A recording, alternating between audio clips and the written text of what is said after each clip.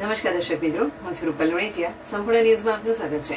Palanpur Lions club આયોજિત રમઝટ ગરબા મહોત્સવનું દર વર્ષે આયોજન કરવામાં આવે છે અને તેનો નફો લાયન્સ હોસ્પિટલમાં આવતા ગરીબ દર્દીઓ પાછળ વાપરવામાં આવે છે. તે જ રીતે આ વખતે લાયન્સ ક્લબ દ્વારા રમઝટ ગરબા મહોત્સવનું ભવ્ય આયોજન કરાયું છે, જેમાં ચોથા નોરતે ખેલૈયાઓ મોટી સંખ્યામાં ગરબે ઘૂમ્યા હતા અને ખેલૈયાઓમાં અનેરો ઉત્સાહ જોવા મળ્યો હતો. આ પ્રસંગે લાયન્સ ક્લબના ડિસ્ટ્રિક્ટ ગવર્નર પ્રકાશભાઈ અગ્રવાલ અને પ્રમુખ સુરેશભાઈ યોગીએ જણાવ્યું હતું કે લાયન્સ ક્લબ દ્વારા સેવાભાવથી આ ગરબા મહોત્સવનું આયોજન કરવામાં આવે છે અને તેનો તમામ ખર્ચ બાદ કરતા નફો લાયન્સ હોસ્પિટલમાં ગરીબ દર્દીઓ પાછળ વાપરવામાં આવે છે. તેમજ ખેલૈયાઓએ રમઝટ ગરબા મહોત્સવમાં કોઈ પ્રકારની તકલીફ ન પડે તે માટે તમામ પ્રકારનું ધ્યાન રાખવામાં આવી રહ્યું છે. હેલો, નમસ્કાર પાલનપુર. આજે અમે રમઝટની અંદર આવી રહ્યા છીએ. આજે અમને ચોથું નોરતું છે. આજે અમને બહુ જ મજા આવી. આપણે બધા જોઈ રહ્યા છે, આ અમારું ગ્રુપ છે. આજે અમને બહુ જ મજા આવી છે. તમે પણ બધા આવી જાઓ. Thank you.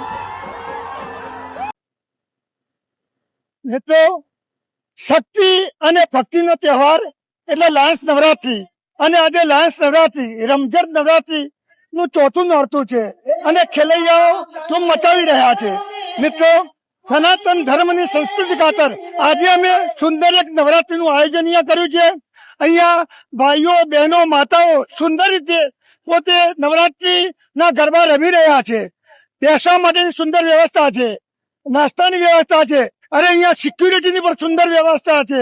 અને તમારા પરિવાર સાથે આ નવરાત્રીમાં આપ રમી શકો છો એવું સુંદર આયોજન કર્યું છે.